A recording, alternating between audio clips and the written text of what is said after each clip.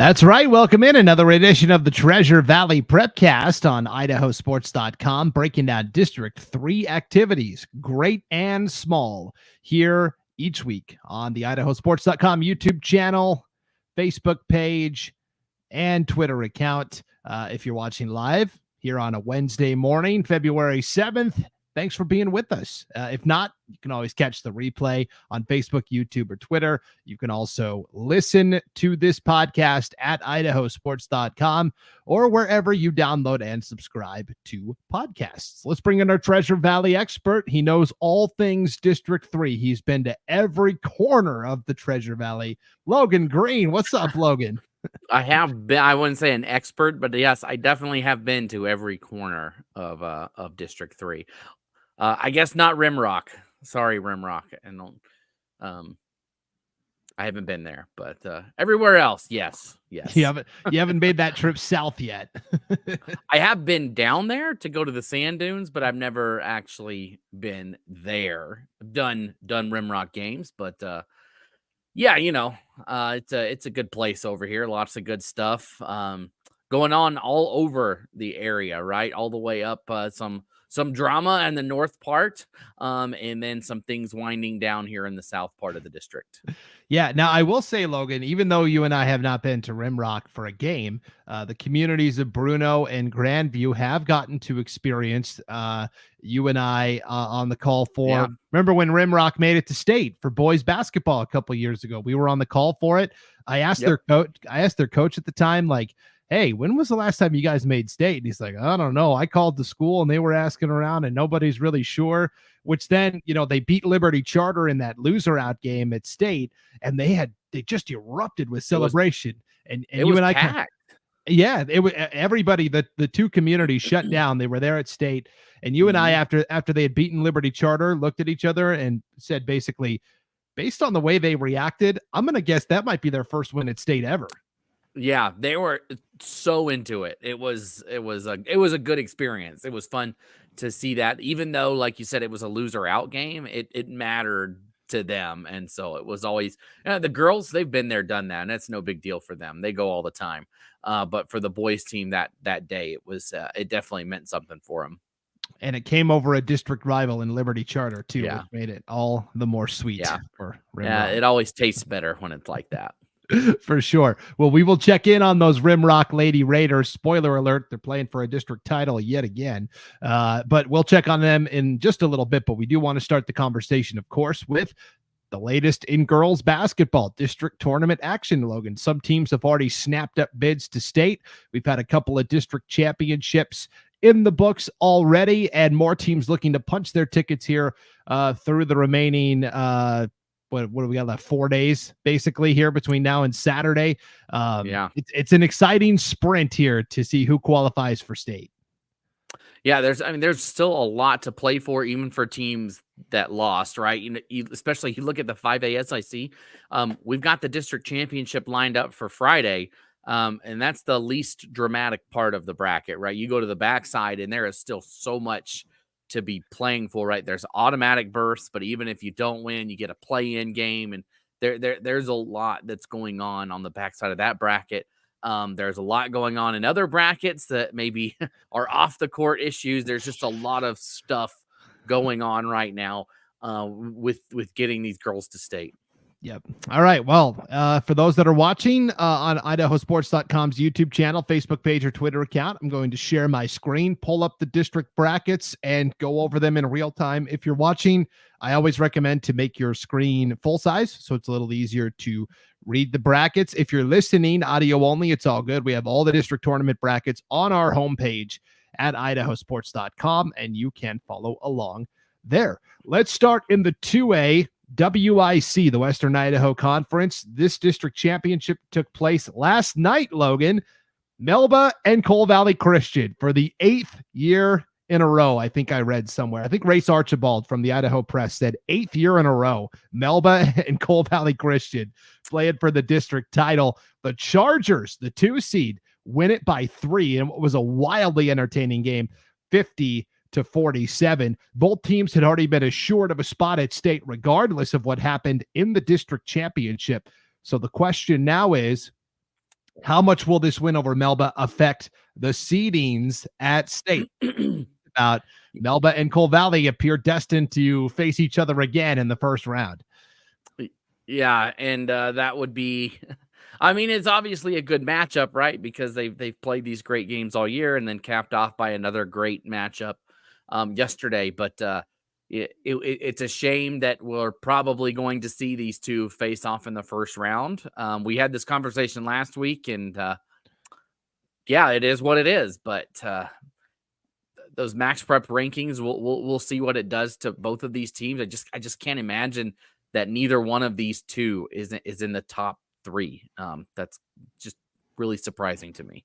Yeah. So congratulations to Coal Valley Christian. They are the official district champs, 50-47 over Melba.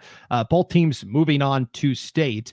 Logan, the real drama to me has been on this back half of the bracket where you have the Ambrose Archers, the number 5 seed, taking third place and fighting now for a chance to get to state via a play-in game. Ambrose took out the number 3 seed New Plymouth last Saturday, 47-37. And then last night, they took out the number 4 seed Nampa Christian by 10, 48-38. So Ambrose is moving into the state play-in game. It'll be on Saturday at McCall Donnelly High School on IdahoSports.com. So Ambrose fans can tune in and watch that state tournament play-in game live and free.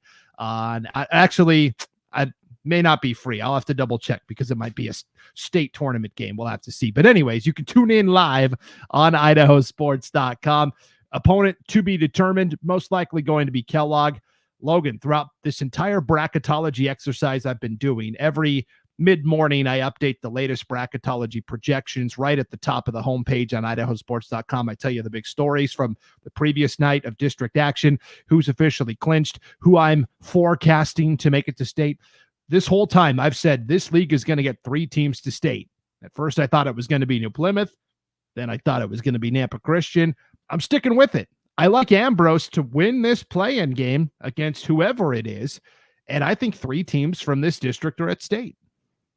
Yeah, because who's probably going to be that opponent? Kellogg? Is that what we're thinking is going to come out of there? And yeah, it's crazy though. Even your 5 seed is looking like they could potentially go and win a play-in game against somebody else's too. But Ambrose has done what they've needed to here at the end. Talk about fighting for their life, right? They started off the tournament. They won their play-in game against Compass Charter, but then lost their opening round game to Nampa Christian, and then had to play 2 straight lose and you're done games. They were, a couple points away, a couple baskets away from maybe ending their season, and now they've got a chance to go to a play-in game and then go to the state tournament. So a good story for the Archers this year. Ambrose split with Nampa Christian in the regular season, and they lost twice to New Plymouth. But every game was close. And so for Ambrose, it's all about peaking at the right time. This is a veteran team as well, with 6 seniors leading the way for this Ambrose squad. Kate Perigo, Rachel Fedorchuk, Inara Reese, Kristen Collingwood, Bree Heimer, and Clara Buckley. Those are the 6 seniors that are leading the way. And then they've got a couple of promising freshmen, that are in the mix as well. So Coach Kelly Barber and the Ambrose Archers, good luck on Saturday in that state play-in game. Should be a lot of fun. Let's go one column up here to the Class 3A Snake River Valley Conference. Logan, boy, was I wrong on this bracket, and everybody let me hear it. I couldn't have been more wrong. I predicted that Weiser, the 4 seed, would defeat McCall Donnelly, the 2 seed, in the district championship. Well, we got that matchup, but it's over here on the backside in the 3rd place game. Yeah, it's just the other way. And it's crazy that one of those 2 teams is done. There it is, right? We said coming into this bracket that a good team was going to be left at home. And it's possible that it could be McCall Donnelly, which would be why they've been one of the hottest teams down the stretch. But I felt like the separation between the top 4 in this league, I don't know if there was much separation. And I know you were wrong, which is normal. But I'm just kidding. But it's not. It wasn't. It would be very hard to be completely right. If you know what I mean, like all the teams, anybody could beat anybody on any given night, right? I mean, look, even Weezer almost got knocked off by Homedale in that first round, right? Homedale came out to play, and so I like McCall Donnelly in this game to punch a ticket to state, but man, Weezer is scrappy. They could pull one out. They're a team that could pull another victory there. And I mean, if Parma can do it, so can Weezer. So I guess we'll just have to wait and see what happens on Thursday. You know, like you said, the Fruitland Parma game, honestly, does it really matter? Like, you're both in, right? I mean, everybody wants to win a district championship, but everybody really wants to win the state championship. That's your, if you could pick one, say, hey, you'll lose your district final, but win the state championship. I think people take that every day of the week, right? So it's more, you know, the drama will be on the backside of this bracket on Thursday rather than the opposite. Yep. Congratulations to Fruitland and Parma for both punching their ticket and advancing to state. I reached out to both coaches following Saturday's semifinals. Fruitland, so you mentioned it, Weezer almost loses to Homedale, and then Weezer almost knocks off Fruitland. Fruitland wins 50-45. I reached out to their coach, Willie Lake. He replied back and said, hey, Brandon, you've been pretty popular in our room here lately, because I picked Fruitland to not even make it to state. So I'll own that one for sure. But he said basically, hey, this game was a rock fight. Fruitland jumped out to a 14-1 lead. And then he said Weezer did what Weezer does. They fought back, and Weezer actually took a 1-point lead in that fourth quarter at 43-42. But Fruitland's able to close out the game on a 7-3 run. They made a couple more plays down the stretch to get the win. Alexi Drollinger had 16 points. Brooke Hardy, great sophomore, was right behind with 15. So Fruitland made the plays they needed to late, Logan. It's really what they've done all year. I guess we shouldn't be surprised at this point. Yeah, no, I and you know what? I said it last time. I'm glad Parma's there because they've got an awesome band, right? We've got two of the best bands in the state that'll be at the state tournament, and I'll get to be there for both of them. So, Yep. On a personal note, you know what? Because it's not just about the basketball team, right? The band also, they get to be there. There's other people involved in getting to go to state, and so it's an opportunity to have a little bit more fun for those kids as well. So, should be fun to see both of these teams, and I would imagine we'll see three. I think the winner of this McCall Weezer game is probably gonna to get it. I know it's gonna be tough, but I like them to be able to get it done. Yep, I think so too. And speaking of McCall Donnelly, they hosted Parma on Saturday night.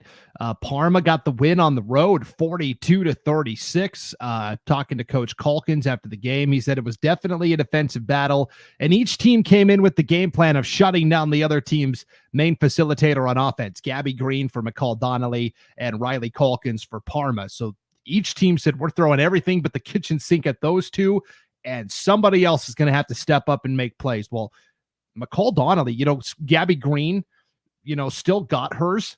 She led all scorers with 18 points, but it came on a lot of difficult shots. But the problem was after that, only two other players even scored a point for McCall Donnelly. So they only had three players in total contribute to the scoring, whereas Parma had six different players that finished with 5 points or more. And so that's just incredible balance. McCall Donnelly led this game at halftime, 18-11. Parma hitting perimeter shots. They made 6 3-pointers in the second half. And the leading scorer ended up being Ari Harris with 12, but it was a total team effort here for Parma to get that win.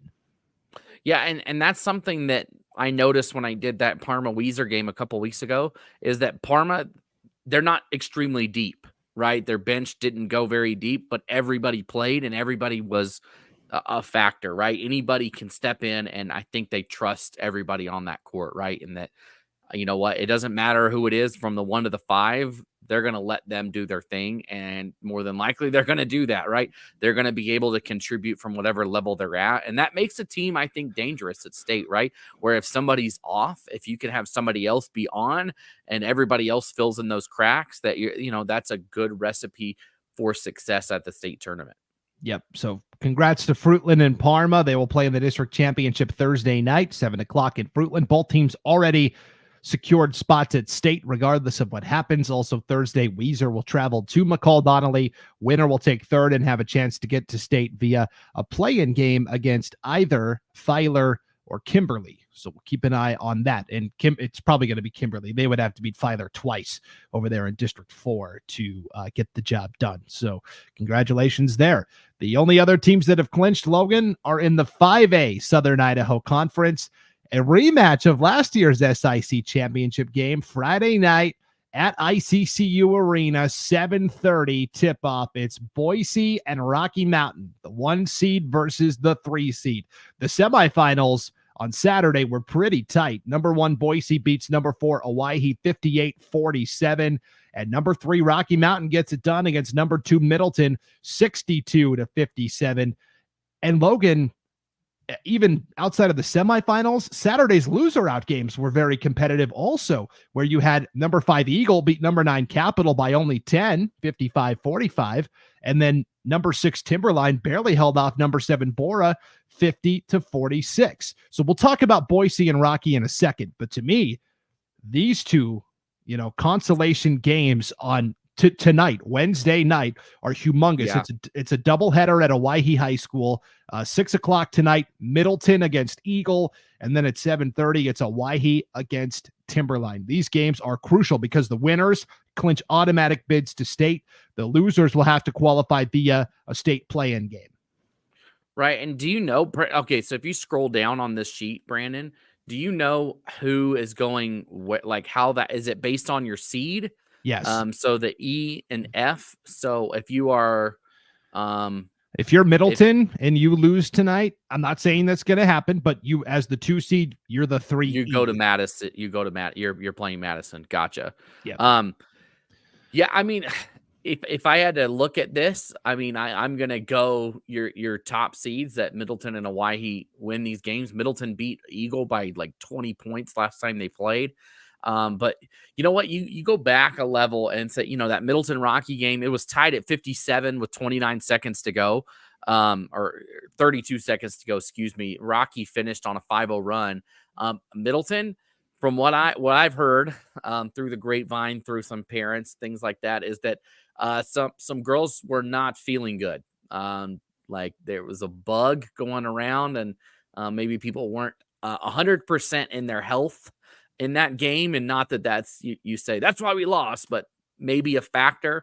I think Middleton is honed in on getting that ticket to state, and hopefully the weekend was good enough to heal everybody up in the first couple of days of this week. And I think you'll see them come out with some passion and take care of business tonight and go to state against Eagle.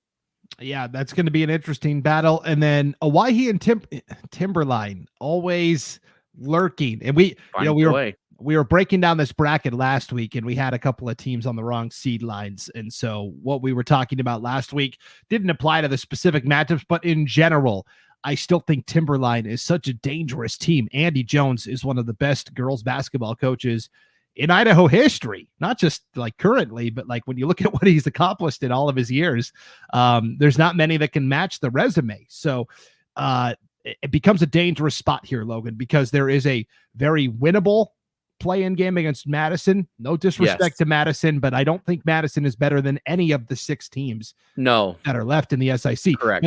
But on the other side, Logan, last night, Coeur d'Alene knocked off Lake City in the district championship up north. It was Lake City's 2nd loss of the year. That's it. They have lost to Rocky Mountain way back in November.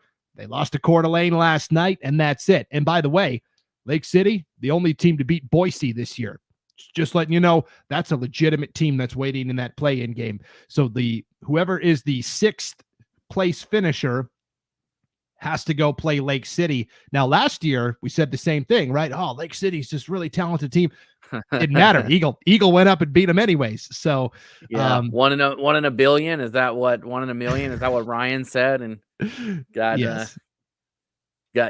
slapped on the bulletin board. And Brandon, this girls tournament 5A, this thing is going to be stacked.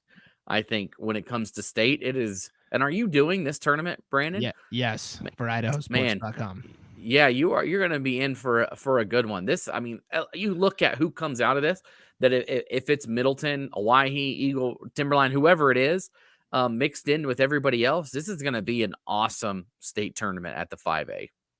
Very evenly matched. All the teams that get there are all capable of, I mean, and we have the head-to-head data this year to prove it, right? Lake City beat Boise, but Rocky beat Lake City, and Lake City beat Coeur d'Alene twice, but Coeur d'Alene just beat them, and Rigby beat Coeur d'Alene, and Rigby beat Owyhee, and Owyhee beat Rocky. And it's just, it's going to be all about who doesn't get caught up in the moment and who can make plays down the stretch, because all the games are going to be tight, I feel like, when you get to state. So yeah. And Brandon, sorry, I want to deviate for just a second. We're just talking about Timberline basketball. This is something we should have brought up last week and I forgot, but should this week.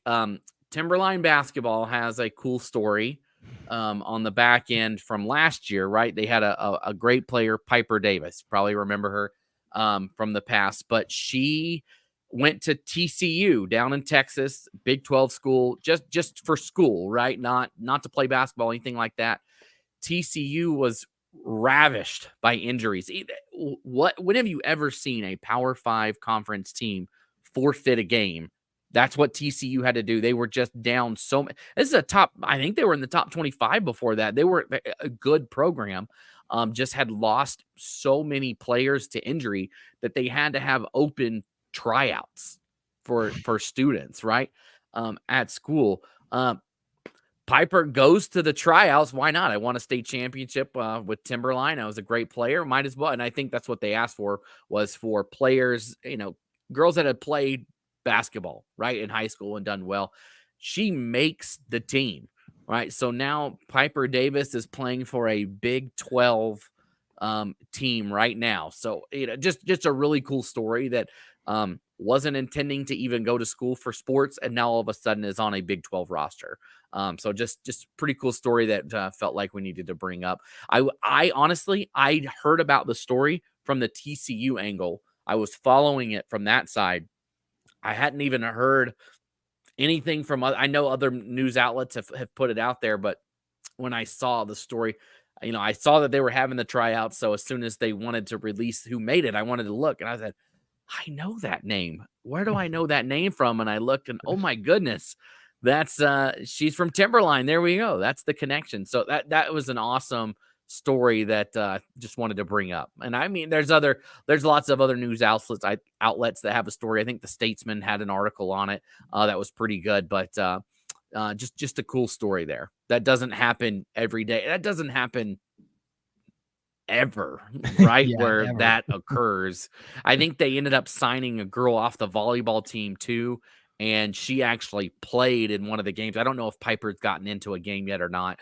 It's probably if we're in a tight spot, but you're on the bench, and you're going to go to the Big 12 tournament. You're going to get all those cool experiences. Yeah, and just to be a normal student, not doing anything, and then a chance to make the team is just incredible.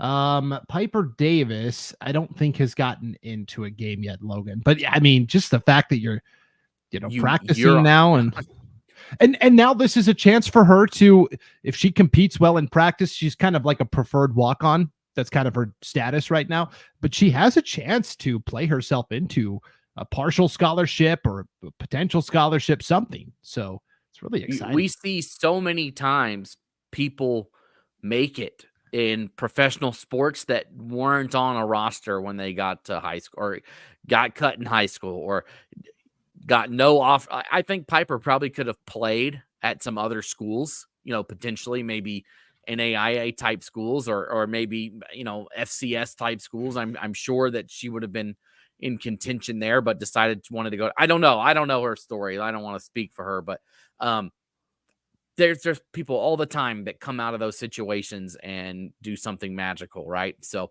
just a really cool story to keep your eyes on. I'll tell you this right now. Big game coming up for TCU in a couple of weeks. They are going to go on February 21st in 2 weeks. They're going to go to BYU, to the Marriott Center.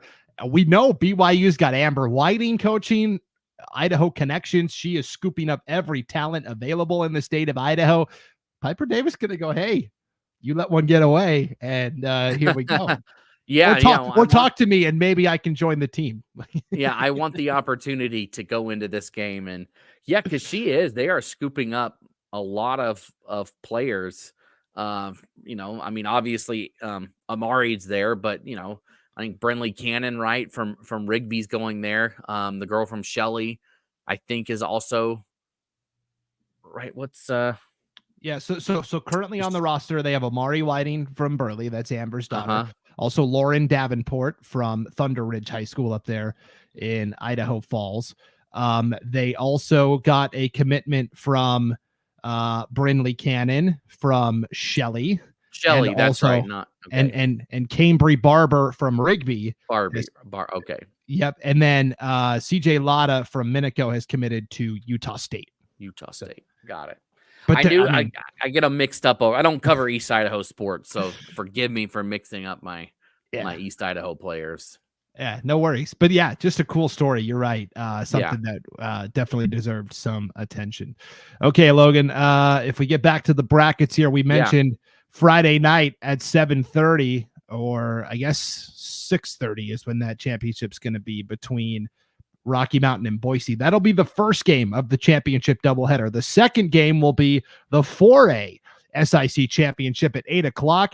It is number 1 Bishop Kelly against number 3 Columbia. In the semis last night, Columbia went to Ridgeview, the 2 seed, and got a win 49-37. Neil Robertson and his Columbia Cats do this every year around this time. Yep. They always seem to play well in the postseason. Doesn't matter what the record is. They came into state last year, Logan, as the number 7 seed. They were playing Big Bad Blackfoot, the 2 seed, the defending champs. Knocked them off like it was no big deal. And here's Columbia again, a win over BK, and they advanced to state. Yeah, I don't think anybody wants to see Columbia, come across their table. And now Ridgeview's got to go a couple of more games to even get the chance to, if they they're going to have to play BK or Columbia, right, to punch that ticket. So that was a brutal way for Ridgeview to go down, right? That looking for that first chance to state, and then getting upset, right, in that one. And now they've got to do a lot more work. They can still punch that ticket, but a lot of work involved there to get to it. And it was perplexing with Columbia. They were a team I couldn't figure out this year because they lost to Ridgeview twice in the regular season, but one of them was by 1 point.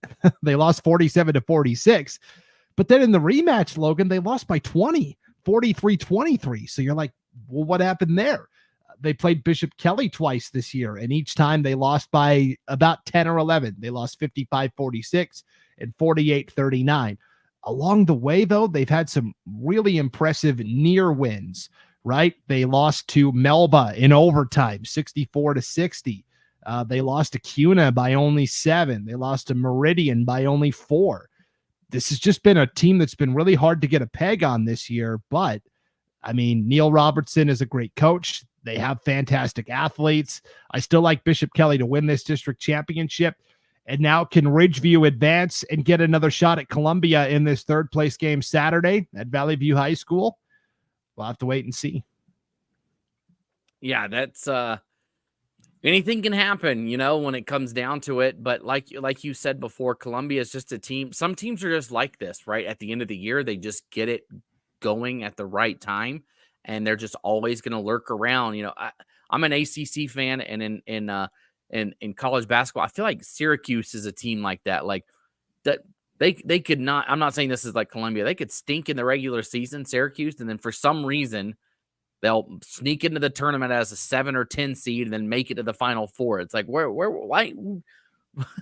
There's just teams like that, right? And obviously Boeheim's not there anymore. But long story, you don't need to hear all that. But there's team Columbia is very much like that, right? When it comes down to crunch time, they're going to get it done and they're going to punch a ticket. And really, this is a team that I think back in 2021 might have been. I think that's when it was, because I did that tournament with Wayne. I think that was their first year at state, And then they've just been consistently going ever since then. Ever since that, they've just been rolling, and then had that huge upset last year. That was awesome. I don't know what you do, Brandon, but whatever tournament I'm at, I always pull up Idaho Sports, right? Because you listening, you're probably in the same situation, right? You might be working on a Thursday, or you've got a bunch of stuff going on. And for us, we're calling a game, so I can't really sit and watch a game or even listen, but I can go check scores around, right? So I always put it up, and I'll go in and check scores, because what's great about if you tune in for an IdahoSports.com state tournament broadcast is we've got a scoreboard on the bottom of the screen, even though it's an audio broadcast. So you can see the score at all times. So worst case scenario, you can at least check in and see what the score is in real time, all the time, for free. You don't have to pay anything to check anybody's scores, right? And so I was doing that, like watching the score go up and down as I'm calling my game and not knowing what's going on. And but it was awesome to see them to pull that upset. So they're just one of those teams that's always just a tough out. And I mean, it's no guarantee for Bishop Kelly in this game on Friday at ICCU Arena. Yeah, I was on the call for that Columbia game last year against Blackfoot at State. Oh, good thing I couldn't hear it then. Just kidding. Basically, Miley Mills feasted inside. She got whatever she wanted plus seconds, and nobody could stop her. And she's now playing college volleyball. She's dearly missed, but this is a new group of Columbia Cats paving the way for sure. And go ahead. They're not going to be scared, Brandon, right? Like I went to State. I knocked off about as big of a beast as you could think, right? In Blackfoot, that had just come off the state championship, right? They weren't worried. I don't think that they're going to be concerned playing under the bright lights here. And then if they can punch their ticket to State, they're going to say, hey, we've been here, we've done that. It's not going to rattle them when they get there. If they get there, I should say. It's not cemented yet. Right. Nothing guaranteed yet, but still, it's going to be really interesting. Logan, this is a good time to remind everybody that the Treasure Valley Prepcast on IdahoSports.com is presented by No Vape Idaho. Let me get that up there in the corner. I keep putting it up, and then somebody comes in and takes it down. And so, No Vape Idaho. Be smart, don't start. We have been so blessed to have them come on as a partner for all of our Prepcasts and everything that we're doing here at IdahoSports.com. A win-win situation, because who do we reach? Parents, athletes, school administrators. Who's No Vape trying to reach? All of those people. And so it's a really nice partnership with No Vape Idaho, and they're doing such an important work here, getting the message out that, hey, vaping is just as bad as smoking cigarettes. Like, you might as well just I'm not saying do this, right? Don't smoke at all, but smoking a cigarette versus vaping, they're actually equally bad for you. It's not like you're getting any benefit over taking one or the other. We know one is bad, but we just don't, it's not as well known about the dangers of the other. And that's their goal, right? Is to inform and educate on the dangers of using the alternative that people like to throw out there. But it's also not a safe product from everything I've read about it that No Vape has put out. Their website is really great at showing all this information. They've got a cool documentary on it. So just be sure to check them out. We've got banners all over the website for No Vape. You can just click on one of those and go right to their website there. Yep. No Vape Idaho. Be smart. Don't start. Okay. We're starting to get the picture of state tournament teams that have clinched. Logan, wanted to dovetail into the other point I wanted to bring up here. IdahoSports.com. All the games we're going to be doing at the state girls basketball tournament and boys basketball tournament are free. It doesn't cost you anything to listen to those. But at the same time, it does cost us money to produce these. We've got to pay our broadcasters. We had to pay the IHSAA for the rights to broadcast. And so how do we offset those costs? It's the local businesses in the communities of these teams that qualify for state. We cannot do it without the community support of all of these great places, not just in the Treasure Valley, but throughout the state of Idaho. And so here's my call. If you're a Melba fan, if you're a Coal Valley Christian fan, Parma, Fruitland, Boise, Rocky Mountain, your teams have already qualified for state. If you are a fan and know of a business or own a business that could help sponsor these broadcasts on IdahoSports.com, please send an email to Logan at IdahoSports.com. We can't do these games without the great support. And we have had that support, right? That's we don't want to diminish what everybody else has done. We have had it, and it is awesome. But we would love your support in helping. Like Brandon said, like everything that goes into it. I think a lot of people miss that, what goes on behind the scenes and helping everything. Like you mentioned, like there's a lot of cost before we even show up to the door. It's not just paying those broadcasters, a lot of stuff on the back end, equipment, software, all this. Brandon requires a very high talent fee when he goes out. I'm just kidding. But we literally cannot. The content is free, but producing it isn't. So if you have a business, or of a business that I should reach out, that's my job here at Idaho Sports, is I help the businesses get on these broadcasts, right? So if even if you just, hey, you know what, I know John's not listening to this, but I know he would want to do it. Just email me who I should reach out to, and then I can reach out to them, and we can. You don't need to do it. I can do it for you if you want, but we would love to have you on so that we can keep doing this week in and week out. Because we like doing it, but we have to have help on that end, and we're so grateful for all the local businesses that continue to do it. There's so many that we call, and it's not even a let me know the information. I'm going to give you one example, Brandon. It's a Treasure Valley business, Shy Simon's Pizza in Council. Jerusha is the owner out there. She has a nice banner that goes on all of the council pages. When I talked to her about her banner, she said, the girls are going to make it to state, I think. So just put me down for that. She's like, just put me in. Like, I don't even have to ask. It was, I want to do that. And I want to be associated with council basketball. And so, you know what? We love having businesses like that. And we love having you be a part of everything we do. So be like Jerusha and Shy Simon's Pizza and come join us for some broadcasts, for some boys and girls state basketball tournaments. We'd love to have you.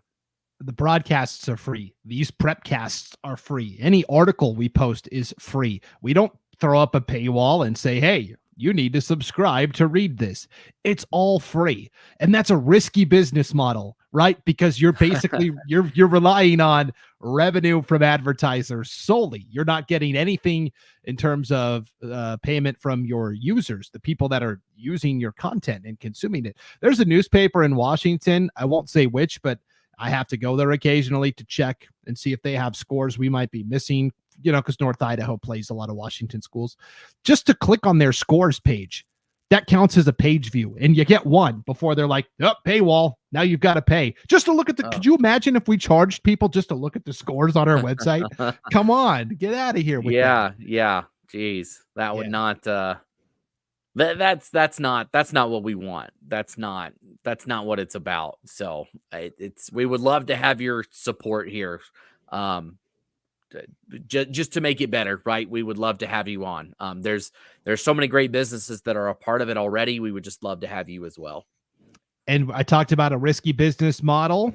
I mean, the business model has been working for over 20 years now, solely because of our great local advertisers. They're the lifeblood of what we do here at IdahoSports.com. So, literally, it only exists because of you. So, thank you for everybody that's there, and we look forward to having anybody else that wants to join us. And you can send that information if you are interested to Logan at IdahoSports.com. Thank you. Yep. All right. You mentioned council. We'll get to them in just a second. Let's stop down at the 1A D1 District 3 tournament quickly. The Western Idaho Conference. Logan, the district championship tonight, Wednesday, Marcine High School, number 1 Liberty Charter, number 2 Rimrock. There has not been much in terms of good competitiveness in this tournament so far, with the exception of like Wilder. They seem to be in all these really close games. They beat Vision Charter 20-17 in the opening round. They beat Greenleaf Friends here Monday night in a loser-out game, 31-27. So basically, it's the top 4. It's chalk. It's Liberty Charter and Rimrock on one side, Notice and Wilder on the other side. And new caveat this year, only the district champion gets to advance to state. Whoever takes second can be challenged by whoever takes third, provided they haven't already played in the tournament.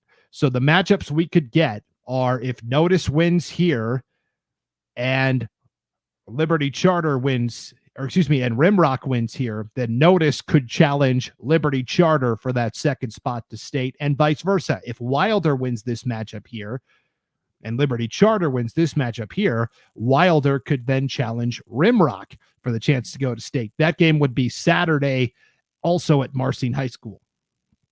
So essentially, it's I like the way they have it set up, right? That Notice Wilder game is first.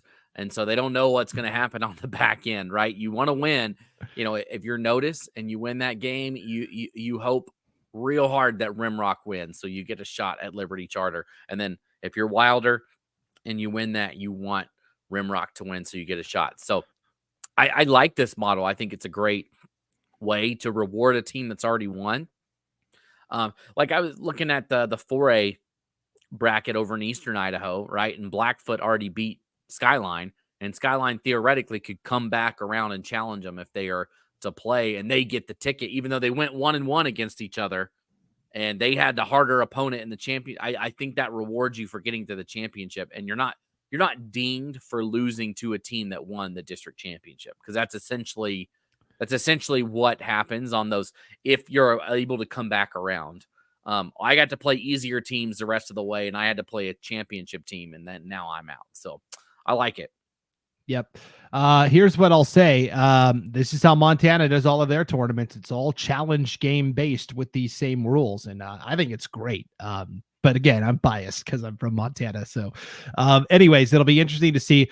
And of course, we have to mention we're coming. I can't believe it's been a year already, Logan. But these games last year, third place championship didn't even happen last year because of the tragedy that happened at Greenleaf Friends Academy, where Jim and Loma Biddick, the coaches for Greenleaf Friends, of course, were hit by a driver who had run a stop sign. They were on their way to pick up the team to take them to districts that night. They were playing in the district championship against Liberty Charter. And anyways, this guy ran a stop sign, collided with the Biddicks. Loma passed away due to her injuries. Jim was in the hospital for a long time recovering from his injuries. It really was a shocking development, not just to Greenleaf Friends, not just to the Western Idaho Conference, but really all of Idaho rallied behind Greenleaf Friends. Mm-hmm. I did see pretty recently, Logan, that driver who ran that stop sign did get sentenced. And so justice was served there, which was good. Yeah. And that guy, that guy had a long list of prior driving convictions and problems. So anyways, get him out of here. I'm sorry. That's rude. But like, people look what happened. It's like sometimes I feel like nothing happens until something like that happens, right? Where it takes it takes something dramatic to occur before finally action's taken. So it's unfortunate, but glad to see, like you said, that justice was served there. Yeah. Oh, and I guess let me retract. Nothing has been determined in terms of sentencing, but he has been charged. The gentleman, Sean Stacy is his name. He was charged with vehicular manslaughter by the prosecutor there in Boise. And so this guy's got a history of driving violations. His license has been suspended twice. He's been found guilty, 15 times for offenses, stop sign violations, speeding, following too closely, driving without privileges, basically driving without a license, not providing proof of insurance, not wearing a seatbelt. The list goes on and on and on. So he has been charged. We'll follow that process through the courts, and hopefully, we get a resolution there. But anyways, back to the games themselves. Liberty Charter Rimrock, and then Notice and Wilder will play first in that third place game tonight. So we will keep an eye on it there. So, all right. Yeah, I think Liberty Charter wins this, and I think Notice wins, and I think that does it for the tournament. I think it'll be. I don't think that if necessary game will be necessary. I think it's all wrapped up tonight. Not necessary. I like that, Logan. Okay. before we get to this last district bracket, it's the long pin conference. We are going to bring on our investigative reporter, Paul Kingsbury. He's been digging around, trying to get to the bottom of what happened in this district tournament. There was a controversy with the seedings. You'll notice here Salmon River had a 2-0 forfeit to Horseshoe Bend. So let me explain what happened here, and then Paul is going to hop on and join us and tell us what he has discovered through his investigative reporting. But Logan, the Long Pin Conference this year had several league contests get affected by Mother Nature. You'll remember that huge cold snap that came through in January, wreaked havoc on the schedule. And essentially what it boils down to is that only 2 teams in the conference were able to play the full slate of 10 league contests, Garden Valley and Salmon River. All the other teams, Council, Tri-Valley, Cascade, and Horseshoe Bend, only got to play 9 of the 10 contests. So that right there causes problems in the standings. When the district tournament bracket was drawn up, it was drawn up early last week. At the time the bracket was drawn up, Salmon River and Tri-Valley were tied for second. They were both 6-3. And on tiebreaker criteria, Tri-Valley was awarded the number 2 seed. Salmon River was given the 3. But then after the district bracket was drawn up, Salmon River still had a conference game. They played it on Wednesday of last week, and they defeated Cascade 41-17, which actually gave the Savages a 7-3 conference record, whereas Tri-Valley was 6-3. So then Salmon River took a closer look at the league standings, and they were scheduled to host Horseshoe Bend in the 3-6 matchup here on Thursday. So they had just played Wednesday, and then they said, wait a minute, we're 7-3. Tri-Valley is 6-3. We should be ahead of them. We should be the number 2 seed. Tri-Valley should be the number 3 seed. And essentially they canceled their game with Horseshoe Bend and said, we want to cancel this game so we can get the seedings right, because we don't think we should be playing. Well, they took a league vote that night, Thursday night, the superintendents of the Long Pin Conference. It did not go in Salmon River's favor. And they said, not only are we keeping the seeds the same, but because you canceled this game with Horseshoe Bend, that goes down as a forfeit for you. Horseshoe Bend moves on to the semis. Salmon River's down here in the loser-out game. Mm-hmm. Now, they did win that loser-out game last night over Garden Valley, 39-20. And I can report that the other loser-out winner was Cascade last night by a final of 23-19. So you've got Cascade and Salmon River now Thursday night at Council High School in the 3rd-place game, or the 4th-place game, I guess. Council and Tri-Valley will play for the district championship also Thursday night at 7:30. So that's kind of the backdrop of what's happened here. And since then, our own Paul Kingsbury has been doing some investigative reporting. He joins us live now on the Prepcast. Paul, good morning. Hey, you make it sound so, deep throatish, and it's just not quite. I appreciate it. No, it's an unfortunate situation, right? I think for everybody involved. Speaking of unfortunate, my camera broke this morning, and so it's literally duct taped to the top of my monitor. So if the duct tape comes loose, we deal with it. But yeah, so for the whole thing, you explained it really well, what you just said. They weren't able to play a game, so Salmon River ends up 7-3, Tri-Valley ends up 6-3 due to that no game. Tri-Valley had already beaten Cascade 36-4. So on paper, that would have been done. But if you're looking at Salmon River's side, it wasn't played. So it really depends on, we're sitting in the middle, obviously, but you can see both sides looking at it going, well, the game wasn't played. Here's what the records are. Everybody else is saying, well, if the game would have been played and it wasn't, we had no chance to make it up. But I think what really was disconcerting to everyone was waiting until that afternoon. I mean, Horseshoe Bend had already left. The officials had already left when the email came out and said, hey, we're not playing. And people I talked to, I could not get an answer. I did reach out to a lot of people at Salmon River. I heard back from Coach Tucker, and he said, I'd love to help you out. I didn't know anything about it. I wasn't involved in the discussions. As the head coach, why would you be? But that's, you don't need to be involved in this. Yeah. So, we're not going either side, but we did give them a chance to answer, and I never heard back.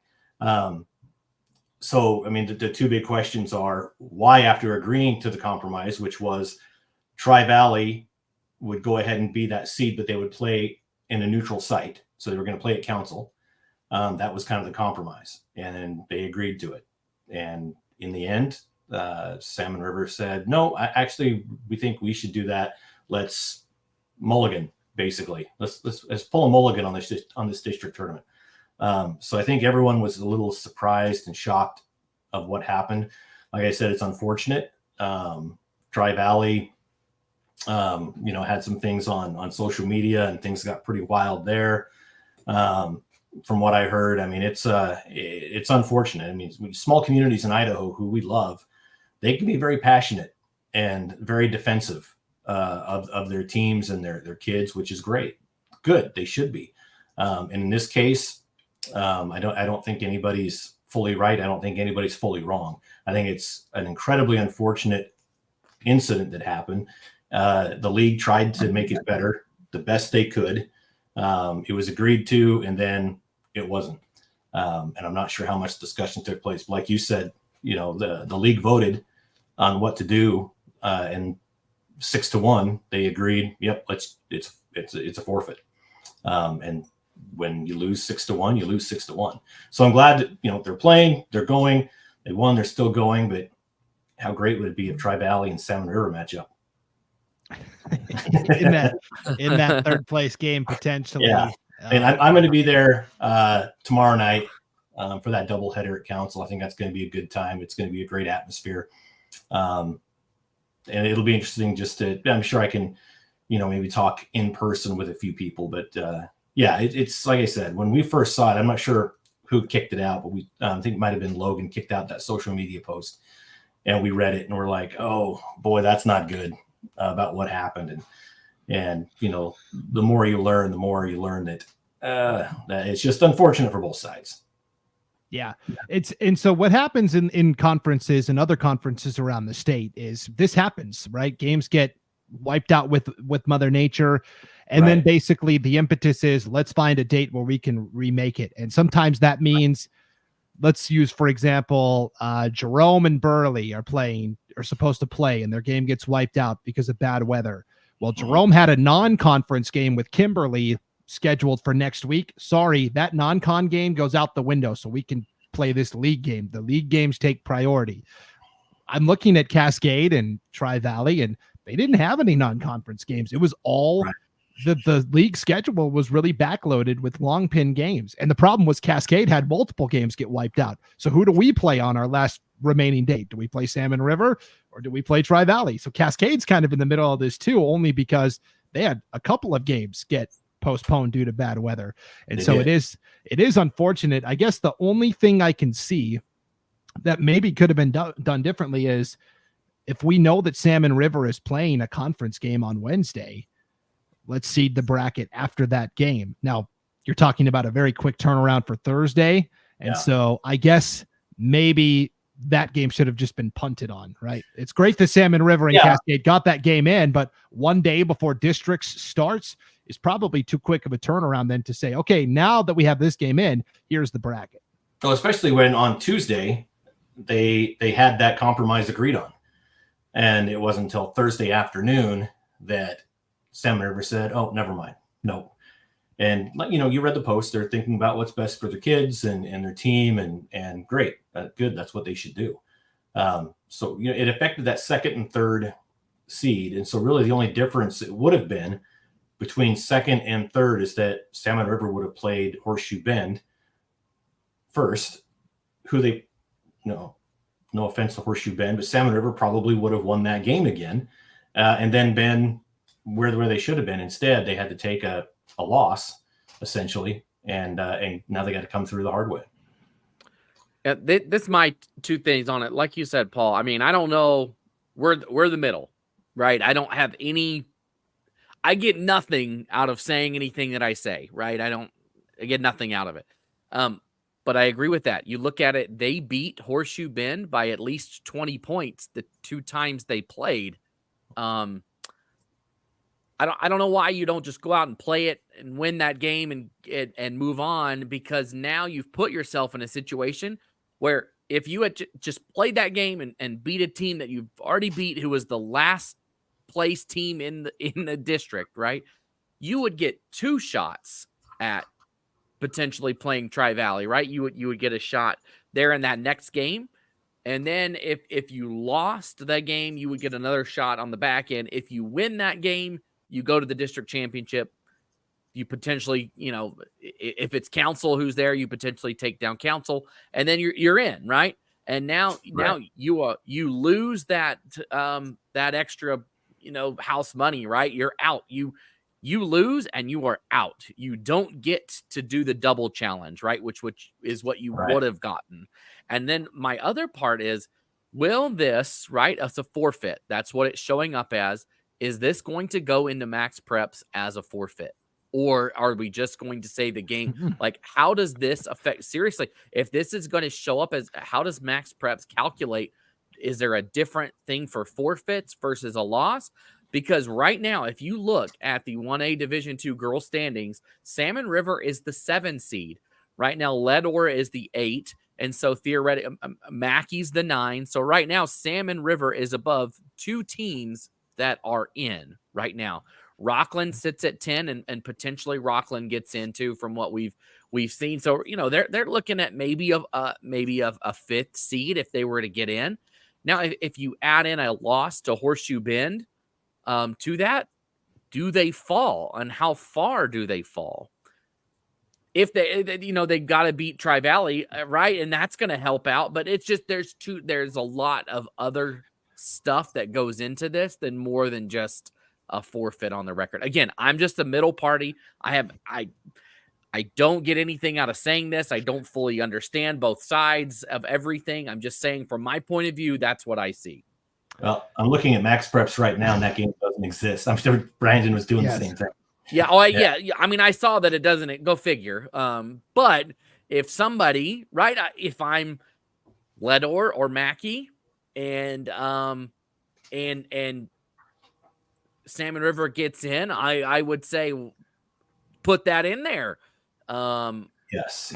And this is what's aggravating to me, is that there's a governing body that doesn't govern.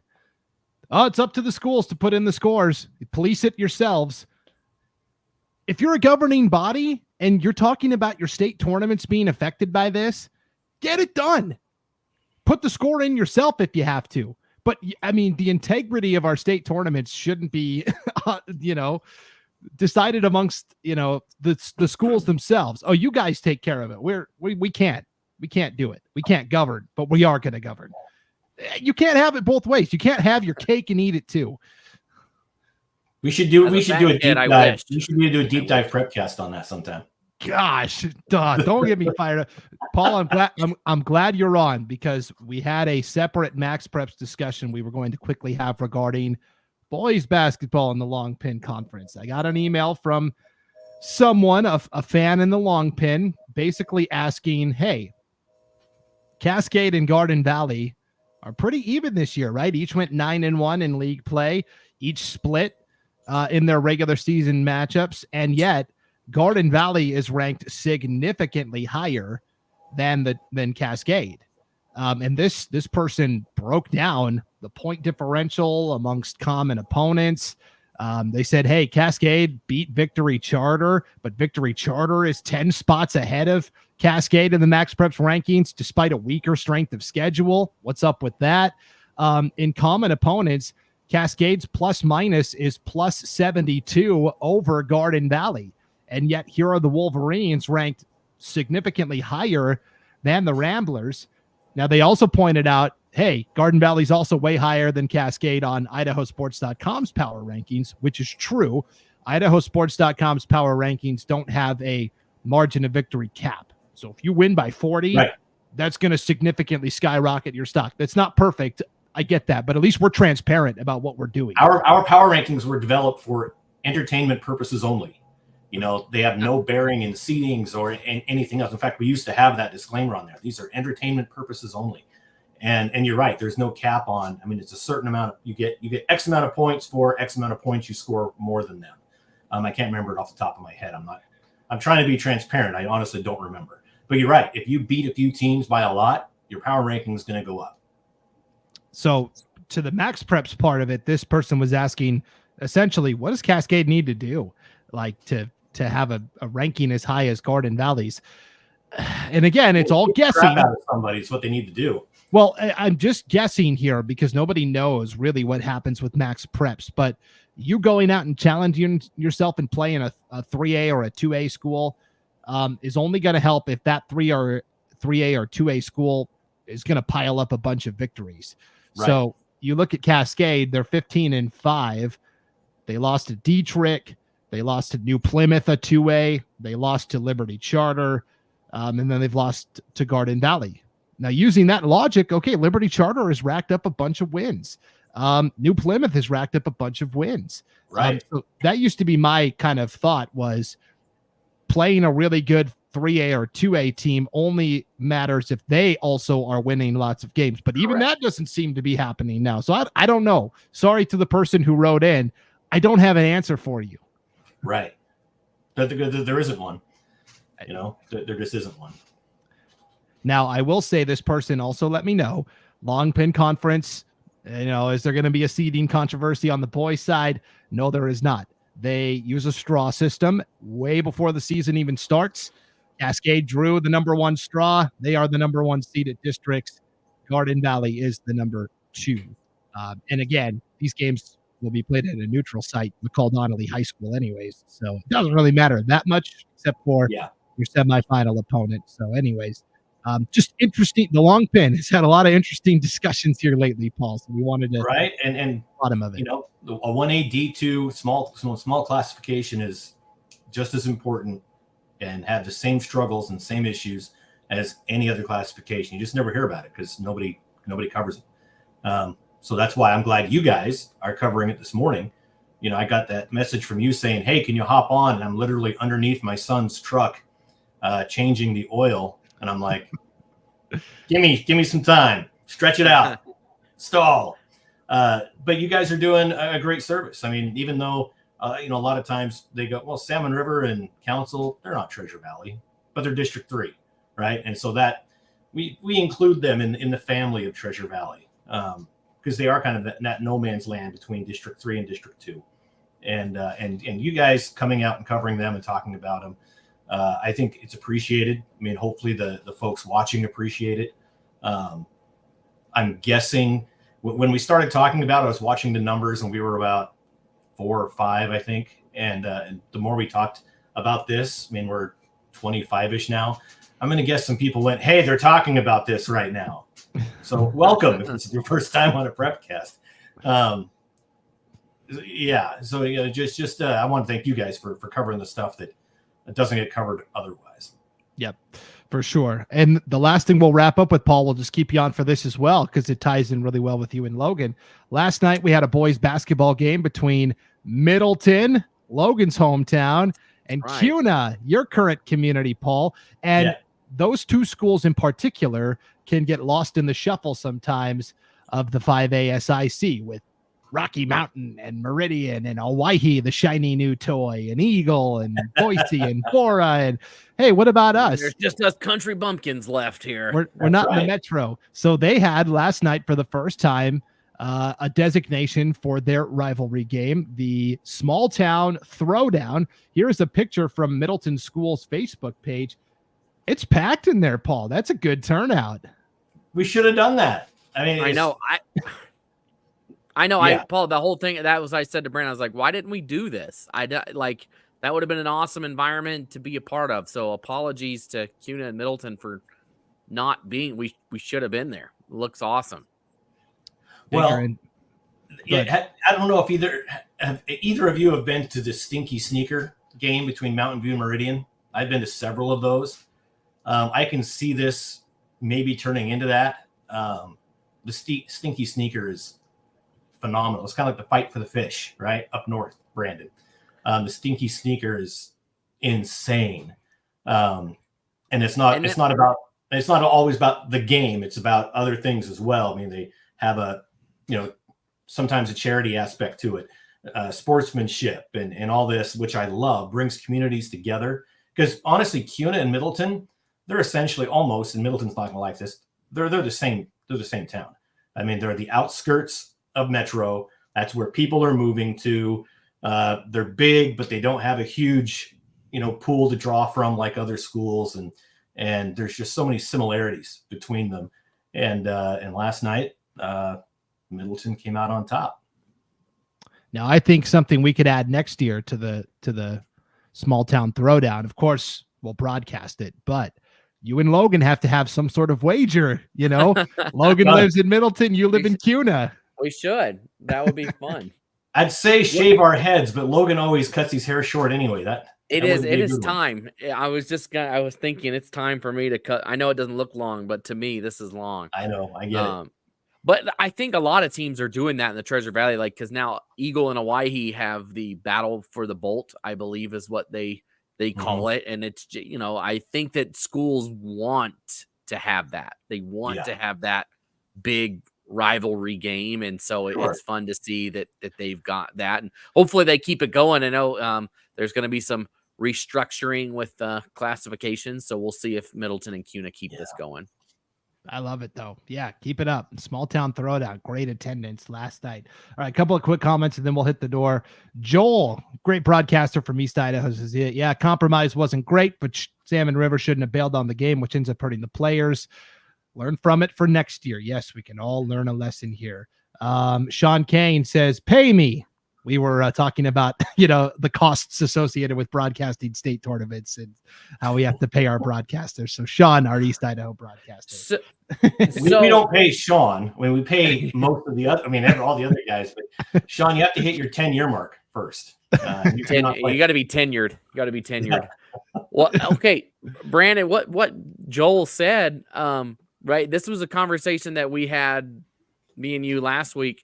It sounds like some administrators, again, I am a third party in this, from somewhere made a decision that hurt kids that probably would have played a basketball game. That is my interpretation of the scenario. If the coaches weren't aware and involved, my guess is, and that's how a lot of things go. It seems like kids, they don't care about situations. They just want to play the game. And in the end, this could potentially hurt kids because of adults' decisions that had nothing to do with what was going to happen on the basketball court. And hurting the kids, with a lot of other things that we've talked about, is this good for kids or is this good for people in a suit? Who is this better for? Because if it's not better for the kids, then it needs to be, that is not okay. Because that is who it should be for. And I said that last week and I'll say it again, that is ultimately, that is concerning. In my view, as a third party that has nothing to do with anything, that is unimportant. That just my opinion. So Joel, thanks for the comment. Yep. Eloquently said by both of you. Sean says he needs to be paid to carry my bags. To carry Brandon's bag. More of a gratuity. Brandon doesn't carry anything in. Well, that's a gratuity that Brandon would pay you. Just stand there and go like this. I'm the talent. I just show up and put on the headset and go, right? Isn't that how this works? No, it is. Of course not. Okay, two more. Ryan Hatfield from Council, I'm going to assume. Always appreciate the love you guys give to 1AD2. Small town ball is Idaho's heart and soul. I think Ryan is Clay's uncle. Clay Hatfield works for us. Or cousins. I talked to him when I went to Council and I was trying to figure it out, but there's too many of them. So I don't think they know. Don't bring up the McCoys. Yeah, don't. Don't talk about them. I'm from North Carolina. I can't talk about twisted families. My family tree is more of a loop. So. Oh my gosh! All right, Paul. One last one before we go. Okay. Kirk. Okay.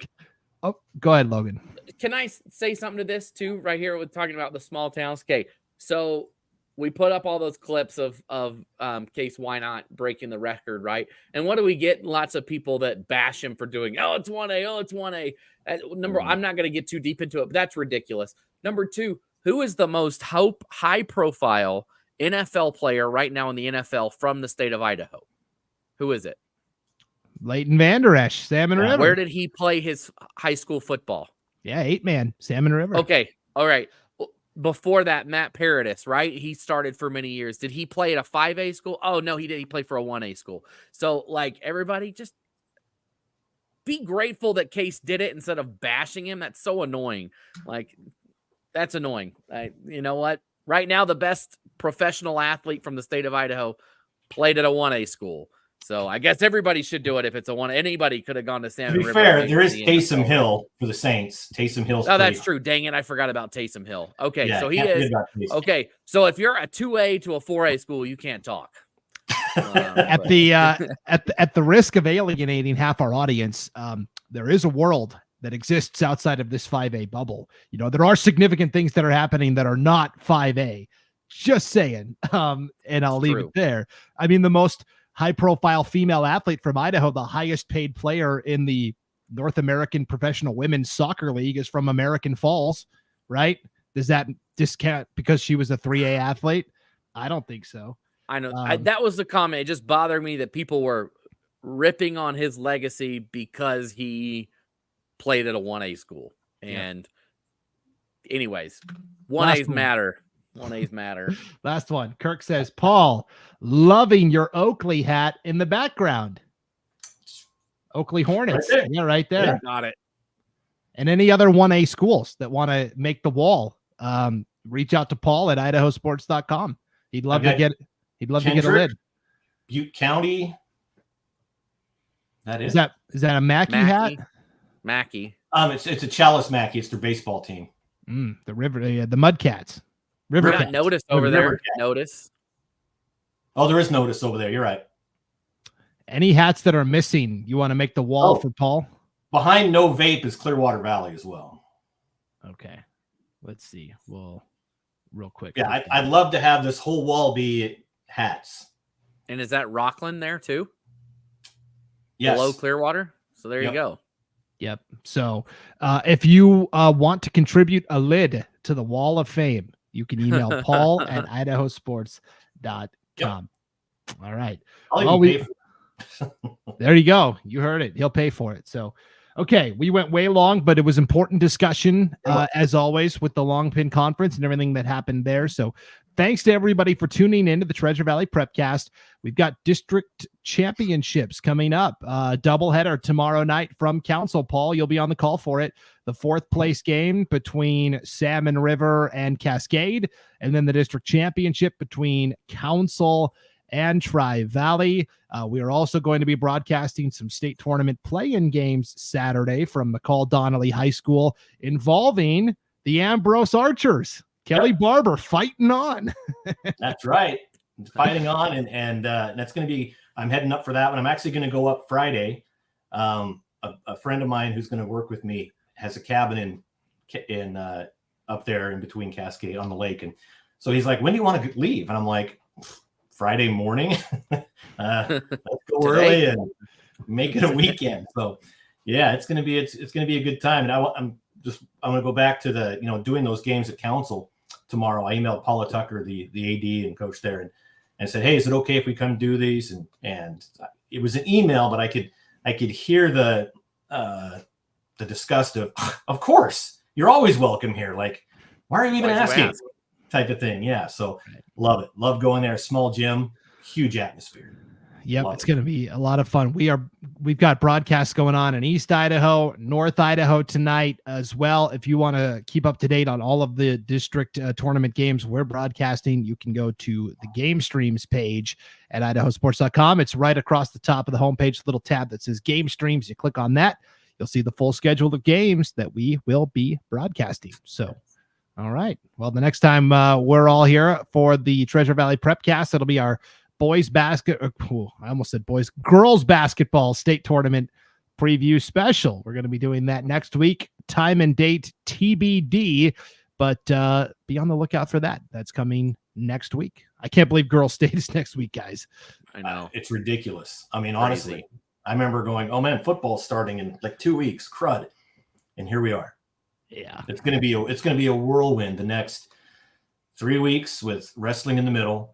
And then, of course, there's cheer and dance in there. We don't do a lot with, our photographers do. And then the All-Star games, which there's a big announcement about this year's All-Star games as well that we hold in Coeur d'Alene up at North Idaho College every year. Big announcement coming out on that very soon. Yep. So stay tuned for all of that. Your best bet is just to go to IdahoSports.com every day, right? We're going to always have something new. Multiple times a day. Yes, for sure. All right. Thanks for tuning in, everybody, to the Treasure Valley Prepcast. For Logan Green and special investigative reporter Paul Kingsbury, I'm Brandon Baney. We'll see you next time on IdahoSports.com.